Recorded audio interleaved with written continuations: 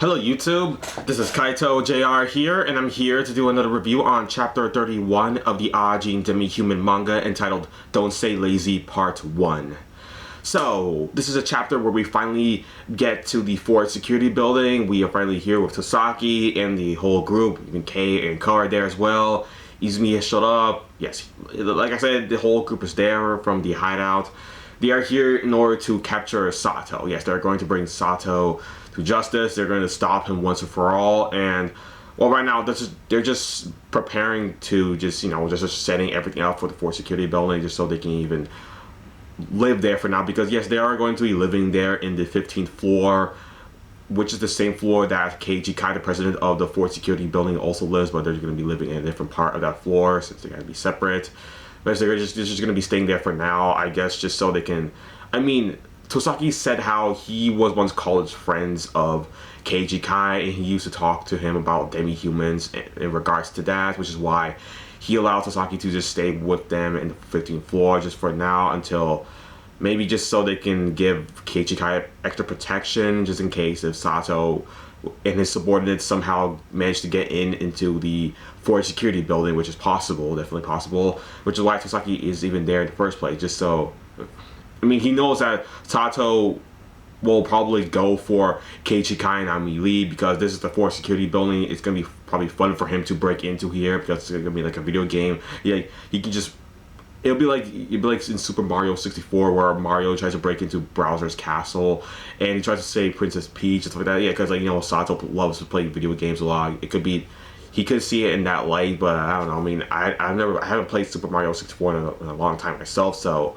But Sato probably does all the time. I mean, which is why this is probably going to be very reminiscent to him in this regard to trying to break in here. But as we all know, Sato is not.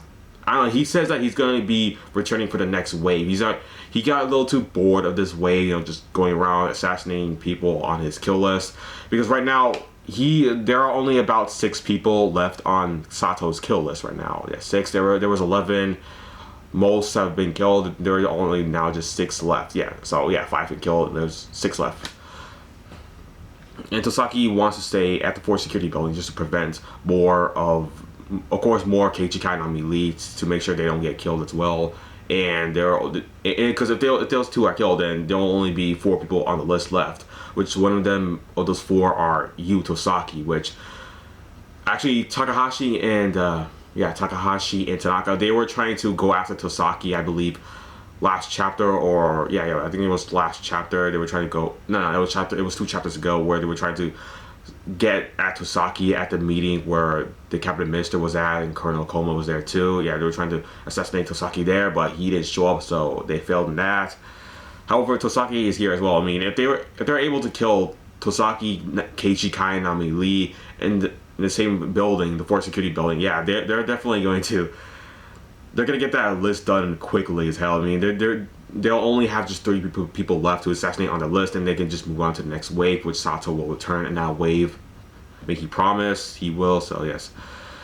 I mean, the entire group, they are now at the Fort Security Building, like I just said. They just walked up to Keiji Kai. Of course, Kei Nagai has never met Keiji Kai, so as called Nakano. So they don't know about his and Tosaki's relationship that they had during college. And now they are once again meeting each other face to face once again. Of course, Keiji Kai says, "These are getting interesting, aren't they?" Tosaki says, sorry to keep bothering you, Keiji Kai, but I want to do business with you. I just want to stay here and make sure you're protected. Yeah, how nice of you, but I can protect myself because, I mean, Tosaki is aware that Keiji Kai, he's not going to go down without a fight. He's not going to just go in hiding just because of some terrorists want to assassinate him. Like, oh, terrorists, so scary. Yeah, Keiji Kai, he ain't hiding at all. He's a very, he's really brave as hell. He's not going to, like I said, going to hide. He's gonna keep fight back. Of course, that's what Keiji Kai's gonna do. He's gonna fight back, and which is funny because he actually does go and hide, but he is only human. It's not like he has extra lives. It's not like he's an Ajin. I mean, that would be a pretty cool reveal if he was revealed to be an Ajin.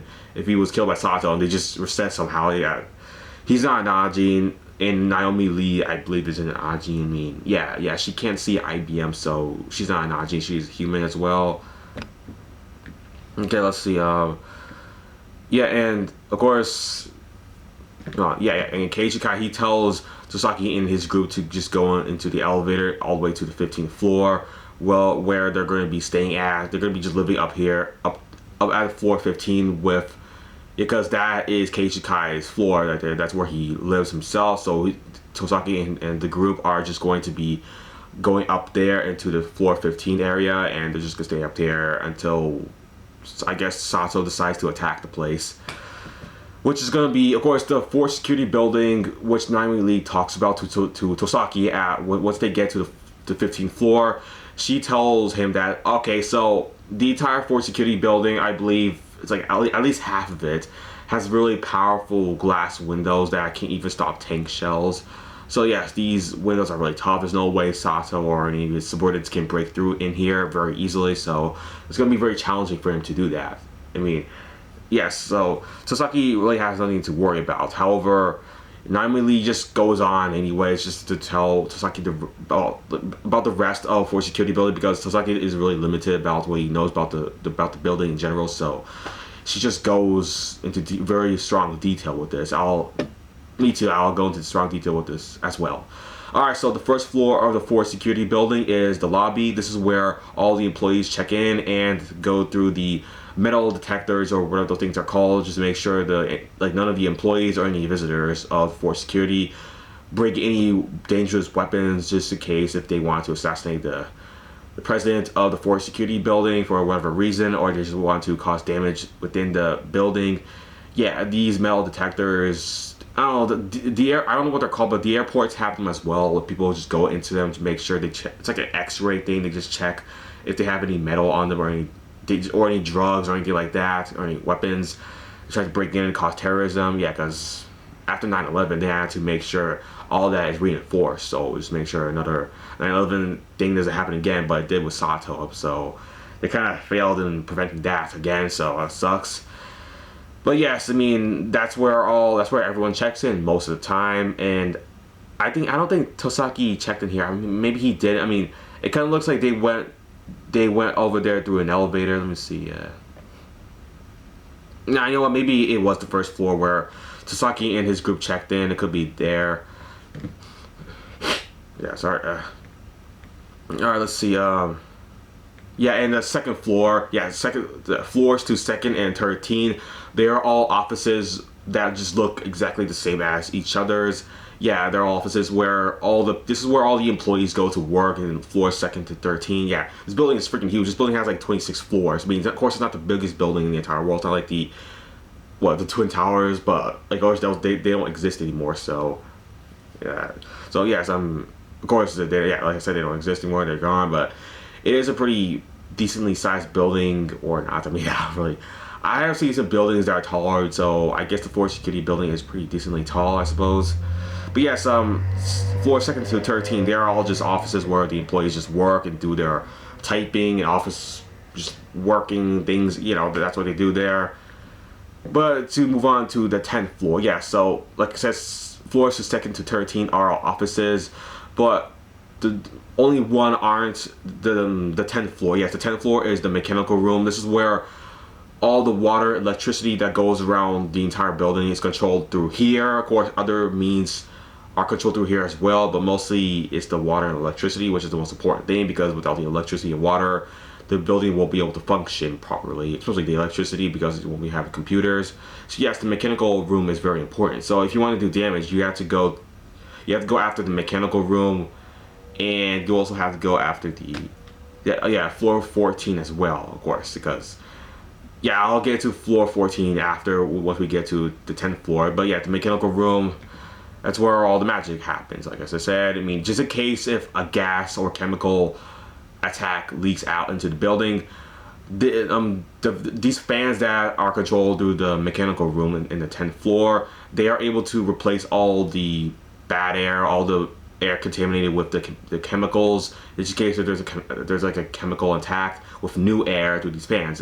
It's explained in this chapter if you read it. So yes, that's what it does. It's pretty amazing that this entire room can do something like that. I mean, that's really good. I mean, it makes this building really safe, and to make sure like the president of the Ford security building is safe as well as all their employees, because they're gonna have to be safe here. I mean, this is where Keiichi Kai even lives, so yeah, like I guess 90% of his life he spends here at the Ford security building. I mean, we see him have his own bed here, which is where he sleeps. Pretty nice view of the city and his own floor in the floor 15th. I mean, we just see his entire view of everything here. Yeah, I mean, this is a pretty nice place for him to live. Let's see. All right, so yeah, the 10th floor. That's the 10th floor. Now we're gonna go into the 14th floor, which is the security server room. And wait a minute. Yeah, sorry. Yeah, Keiichi Kai, he doesn't actually live in the 10th floor, the mechanical room. I don't know why, but yeah, Keiichi Kai, he lives in the 15th floor. Sorry, I kind of mixed those up a bit. But yes, we're moving on to the 14th floor, which is the security server room. This room is where they make sure they prevent any hacking. Well, they say it's impossible for people to hack into their building since the network system is not connected to the outside world, outside of the Ford security building, so nobody can hack into the building. So it's really difficult. It's really impossible, pretty much, for them to hack into it. So that's not gonna happen. See, yeah, and also this is where all the building's information is also laid out as well. I mean, if you want to know more information about this building, you just go to floor 14, the security server room, which is where all the computers are at right now. You just go into computers, look up all the information of the Ford security building, like when was it built, why was it built, who were all the presidents through the first one to Keiichi Kai, who is the current president of the Ford security building right now. Yeah, I probably said stuff like that about the really interesting information about the Ford security building. Let's see. Also, this floor has no sprinklers since they have really delicate equipment here. I mean, computers, electronics. They're really weak against water, so water cannot be.